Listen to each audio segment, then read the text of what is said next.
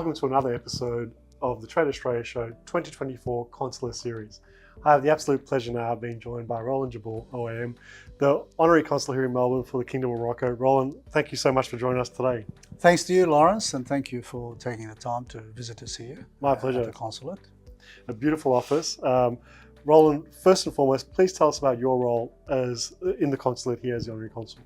As the Honorary Consul for the Kingdom of Morocco here in the state of Victoria, obviously we focus on enhancing the bilateral relations between the state of Victoria and the Kingdom of Morocco, basically promoting what Morocco has to offer as a kingdom, as a country, and also engaging with stakeholders and decision makers here in the state of Victoria in terms of identifying opportunities for cooperation between the two sides in a number of areas, cultural areas, trade areas, and tourism is an important sector, obviously, for the kingdom. We have many Australians who visit Morocco annually. I think in excess of 50,000 Australians go to Morocco because Morocco obviously, sits very high on the list of attractive tourism, nations. So we also look after the Moroccan citizens who are in the state of Victoria here, and also Australian citizens who inquire about matters and issues to do with Morocco. As I said, because many of them travel to Morocco. Yeah. So that's basically the role, is to ensure that we explore every opportunity for collaboration and bring the two sides together. Wonderful. Soft diplomacy obviously is a very effective way of bringing people together. Absolutely, and you've got an immense experience yourself in global business and global trade. Morocco's had literally thousands of years worth of trade experience compared to Australia. What are the sort of industries and sectors that some of the audience may not be aware of that are opportunities between Australia and Morocco? Well, the relationship between Australia and Morocco goes back for many years. I think Morocco established its embassy here in Canberra, I think in 1976. Australia opened an embassy in Rabat in 2017. So the relationship between the two countries goes back a long time, and we do enjoy a very warm relationship on both sides. There are a number of opportunities in Morocco and also for Australia in terms of collaboration in trade.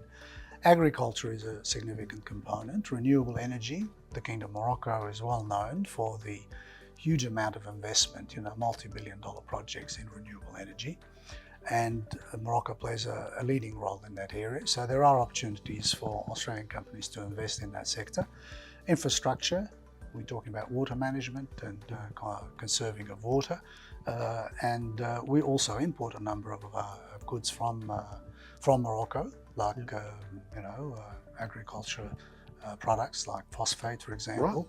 Right. We use as fertilizer, and also, as you may know, the kingdom is the second largest exporter of phosphate with enormous reserves. We also import a number of textile products from the kingdom, and we export also, and our trade relationship between Morocco and Australia is growing every year. I mean, it's only an indication of the potential that exists between the two sides, and hence why it's important to try and identify those opportunities and bring them to the attention of Australian companies. And in my role, I act as an ambassador for both sides, because as a nation, in Australia we have so much to offer as well, and a lot of experience in very similar areas that Morocco has challenges in. So it's an opportunity to project what we have to offer as a nation, and also bring to Australia the opportunities that exist in the Kingdom of Morocco. I think it's a very stable environment, it's a peaceful environment, and very conducive to attract business. Its geographical location, its proximity to Europe, and also the availability of skilled labour. So it's a very conducive environment to attract investment. So the challenge is always to try and bring those opportunities to light. And increase that awareness. Yeah. Exactly. Well, thank you for that for today. And on that note, may I ask, Roland, what do you have planned in that regard for initiatives and programs coming up throughout 2024?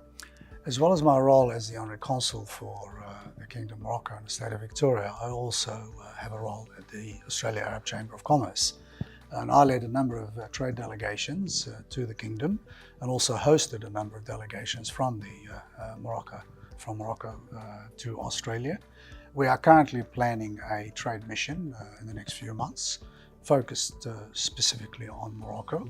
And we are trying to identify the sectors where there are clear opportunities, if you like, for collaboration between the two sides. So we will be taking with us a number of Australian companies who express interest in engaging with the Kingdom, and we will be arranging a number of meetings with local companies in the Kingdom of Morocco where we can identify those areas of collaboration.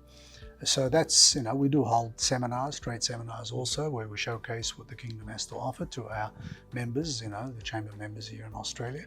And we also provide the same opportunities when we do visit the Kingdom. Fantastic. Well, I know there'll be, especially a lot of interest going into that whole area because, Australian companies, they're looking for diversification, looking for markets that they haven't thought of before.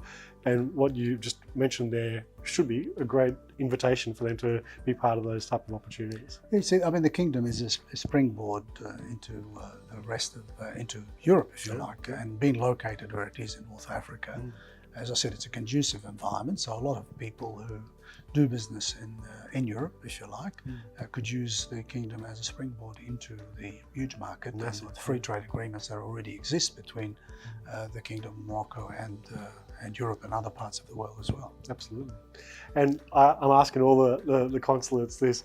So as part of a bit of a final question, what would be a bit of a sales pitch? You've already talked about some amazing tourism and how Australia loves Morocco already, but from a business and trade perspective, what would be a bit of a summary sales pitch for them to come and talk to you and the team and the Arab Chamber as well? Well, I think there are many people from Europe who are currently basing themselves in the Kingdom of Morocco because of the lifestyle, because of the pleasant environment that exists, the stable environment as well, economically and also from a safety perspective, a security perspective. As we know, the Kingdom of Morocco plays a significant role in the area of counterterrorism. The cultural diversity that exists in the Kingdom of Morocco.